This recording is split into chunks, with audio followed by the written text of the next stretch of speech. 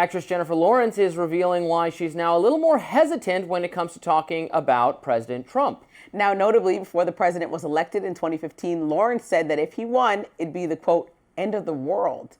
After Trump won, Lawrence said that her head exploded and that she felt scarred and devastated. But the world's still here. The Hunger Games star appears to be changing her tune now. Here she is during an interview with the New York Times. I think, the first Trump administration was so wild, and just how can we let this stand? I felt like I was running around like a chicken with my head cut off. But as we've learned, election after election, celebrities do not make a difference whatsoever on who people vote for.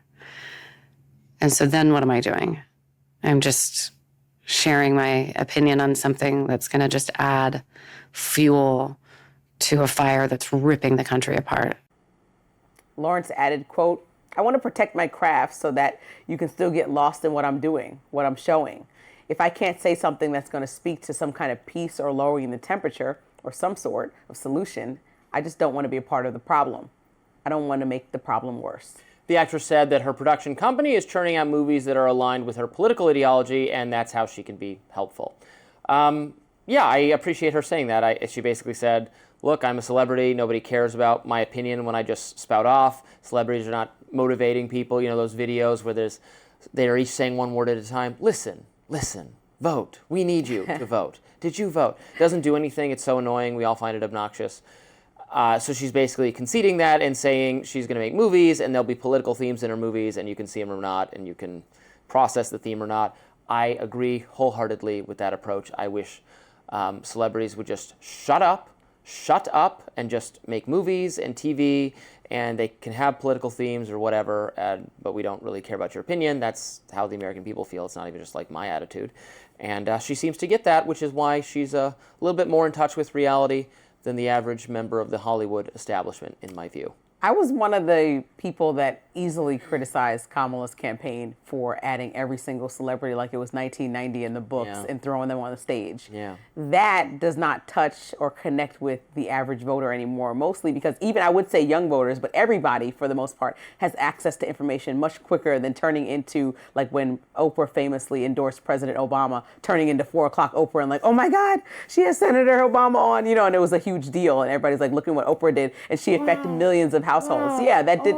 So we're not there anymore. And so to understand the times, you would understand that celebrity endorsements, unless they just happen naturally, don't really affect anything. It's almost like when Taylor Swift got involved with the election with Trump. She didn't have to. She could or couldn't have. And people kind of picked their sides on where they stood at. And I felt almost that she felt pressured. She endorsed Biden, and that was mostly all she did. Well, she didn't do much. That's what I mean. She put it on her social media, and people got really riled up. She is Taylor Swift, so she has a massive following. People wanted her to kind of stay out of it. I don't think that you must stay out of it, but if you are extremely inclined, then you should support somebody in the ways by showing up for them or doing whatever you like. But you don't have to get on a stage and accept an award every time and give some political speech. I think we're all exhausted of that.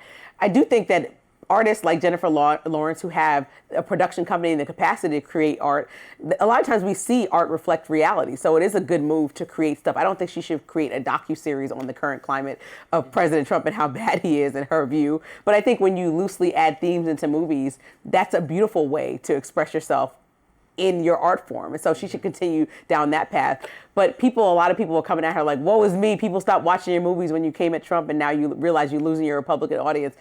I think that she just doing what she felt was appropriate at the time, jumping into politics, which was a norm for celebrities, even in the last 10 years. It's been normal. It's actually condemned if you don't say anything.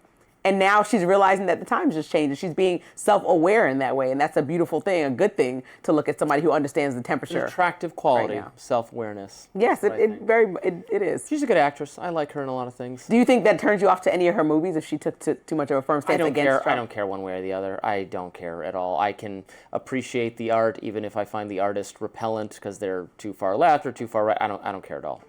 If you're a good actor, I don't care how annoying you are. Like George Clooney, he's partisan Democrat. We were talking about him yesterday. I think he's great in everything he's ever been in. Love his performance. Jennifer Lawrence is great. She's I like the Hunger Games movies a lot. She was in American Hustle. That was a pretty good movie. She's been in a lot of things I liked, so, good for her. I'm trying to think who's a good example of a celebrity I also find really annoying, but I like there's probably a million of them. Oh, Mark Ruffalo, that's a great example. Yeah, super annoying, absurd views, one of my favorite actors. That's true of, what's his face? What's the guy? He was like a Venezuelan communist apologist too.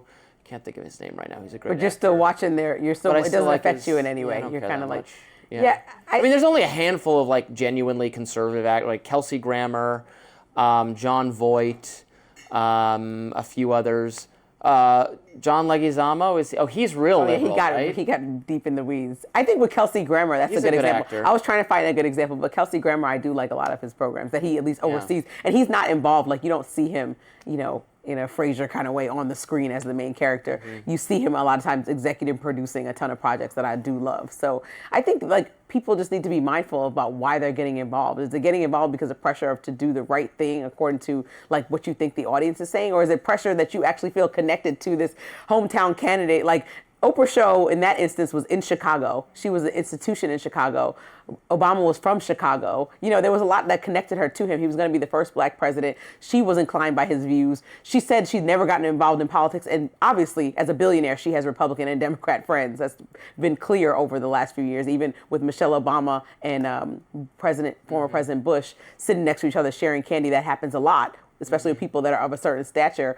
But I think when you find a connection that is genuine, you should say something about it, and hopefully that doesn't affect people watching or supporting your movie. Alec Baldwin, as obnoxious as he is in real life, and even maybe complicit in actual criminal, that whole shooting that happened on the set, he seems like a real nasty piece of work, but I think he was a great actor. 30 Rock is one of my favorite television shows of all time, and he actually convincingly portrays one of the most popular, like, conservative Republican people on television. Jack Donaghy, the television executive he plays, who's very Republican and very conservative, and is like the voice of reason on the show. It's a weirdly, even though it's about a liberal comedy show, it's Tina Fey, it kind of evinces in some weird way a conservative or absurdist worldview. It's a great show. The real gem in my view of all that era of mockumentary,